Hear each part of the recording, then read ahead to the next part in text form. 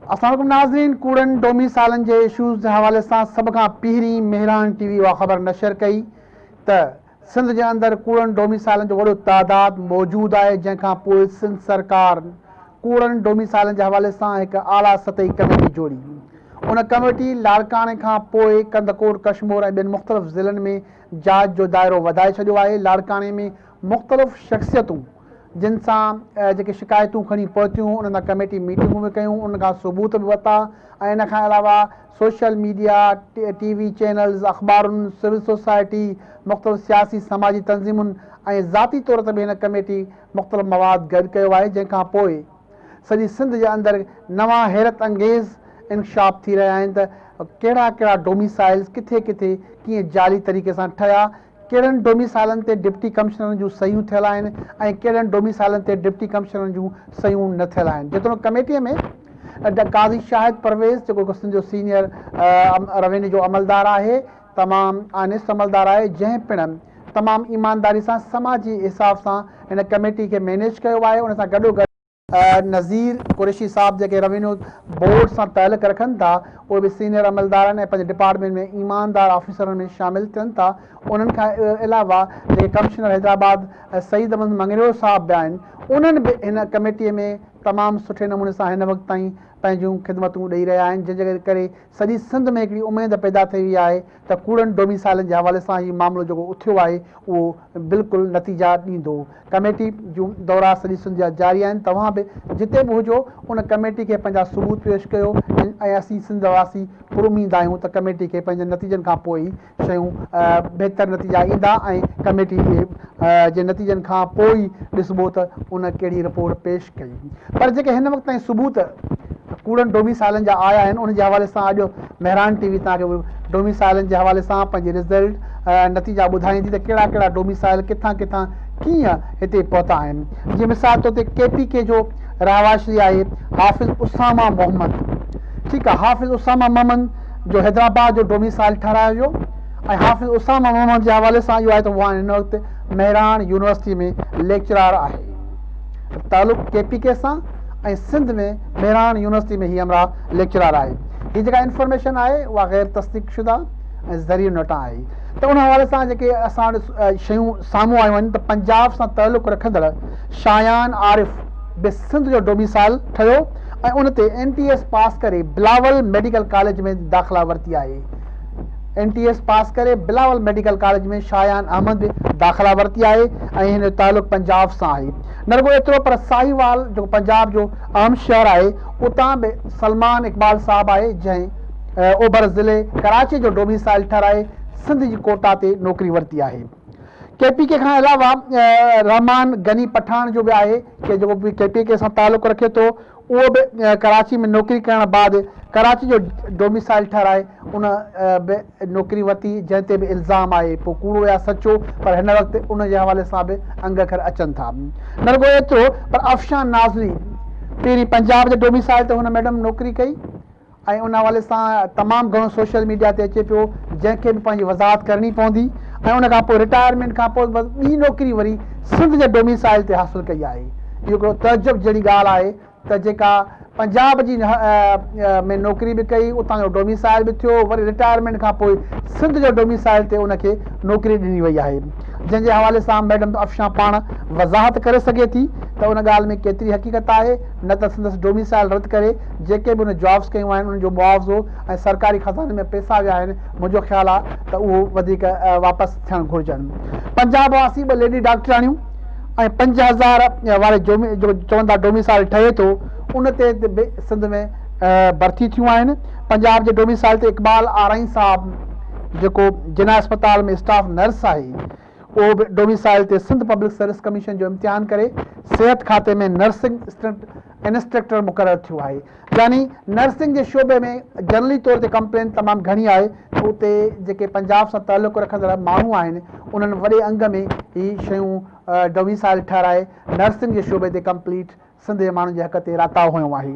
न रुगो एतिरो पर उन खां अलावा गिलगित वासी मखदूम ख़ान कराची मां डोमिसाइल ठहिरायो, किथे गिलगित किथे सिंध, उतां जो मखदूम ख़ान डोमिसाइल ठहिराए कायदे अवाम यूनिवर्सिटी ऑफ इंजीनियरिंग में दाख़िला वरिती कायदाम यूनिवर्सिटी उनजो रिकॉर्ड चेक करे त बहितर थींदो ऐं हक़ ऐं सच जी ॻाल्हि बि साम्हूं अची वेंदी त वाक़ई गिलगित वासी कीअं हिते दाख़िला वरिती आहे। स्कर्दू वासी किथे गिलगित किथे स्कर्दू वासी ज़ाहिद अली लाड़काणे मां डोमिसाइल ठाराए इंजीनियरिंग यूनिवर्सिटीज़ में दाख़िला वरिती आहे।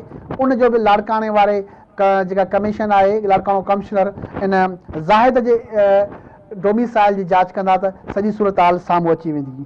न रुॻो एतिरो पर कोयटा वासी शुजात आराई सिंध जो डोमिसाइल ठाराए जामशोर में मेहरान यूनिवर्सिटी मां इंजीनियरिंग जी डिग्री हासिल कई आहे। सिंध जा केतिरा नौजवान बेरोज़गार आहिनि जेके दाख़िलाऊं नथियूं मिलनि ऐं शुजात आराई डोमिसाइल कोयटा जो ऐं दाख़िला सिंध में ऐं सिंध जे डोमिसाइल ते उनजो बि मेहरान यूनिवर्सिटी खे घटि में घटि इंक्वायरी करणु घुरिजे। रेवेन्यू अमलदार त कंदा।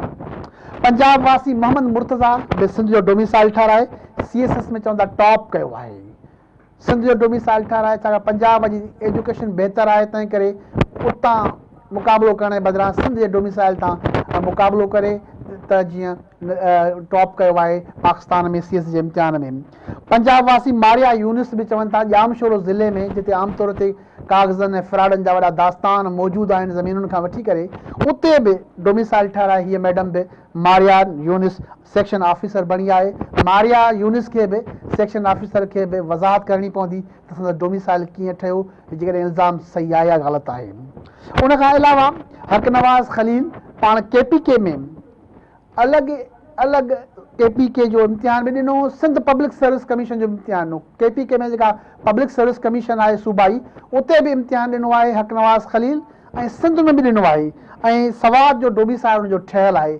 हैरत अंगेज़ ॻाल्हि आहे त ॿिन्ही पब्लिक सर्विस कमीशन सूबाई उन जा कागज़ मंज़ूर बि कया ऐं किथे बि उनजी चेकिंग न थी सघी त हुन कहिड़े सूबे में अॻु में इम्तिहान ॾेई चुको आहे वरी सिंध में अची इम्तिहान ॾिनो आहे। मतिलबु त अहिड़े हिसाब सां काफ़ी तमामु वॾा लिस्टूं ऐं किरदार साम्हूं अची रहिया आहिनि।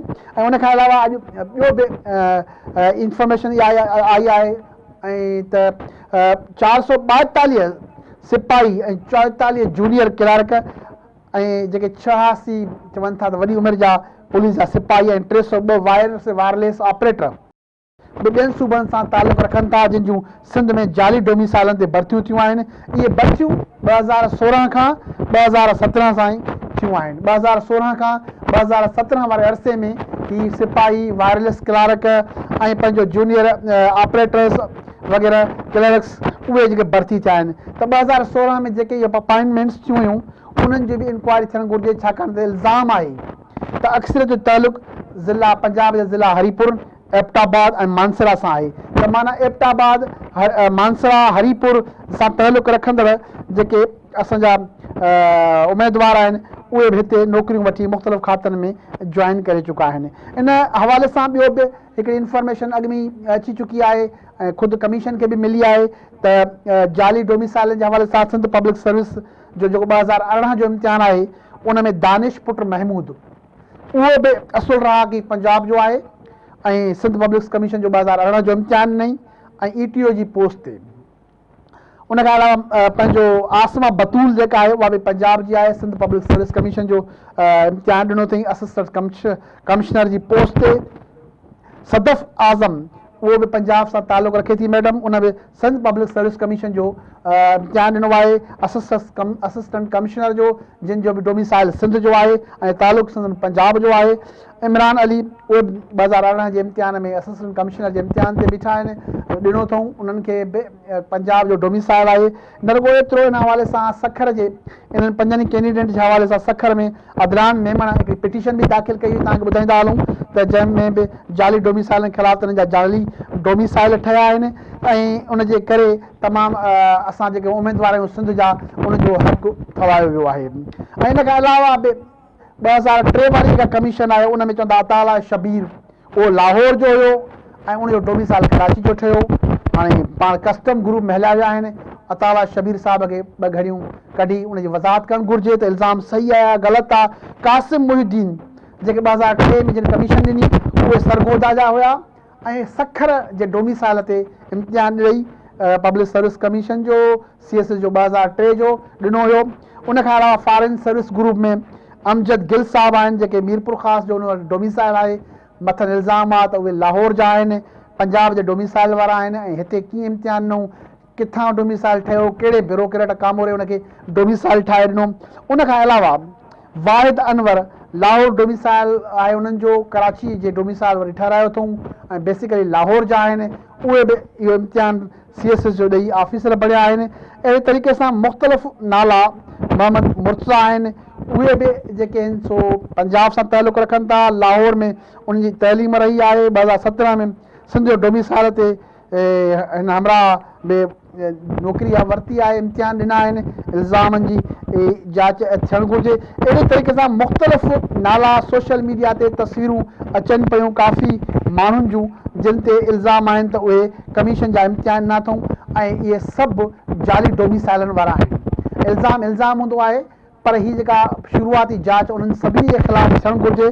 ख़ुदि कादी शाहिद परवेज़ जो कमेटी जो सरबराह बि आहे, उन बि चयो आहे त लाड़काणे में 200 जेके आहिनि 250 मां 103 डोमिसाइल शकी आहिनि, 41 डोमिसाइल छंड लाइ लाड़काणे जी कमिश्नर हवाले कया आहिनि।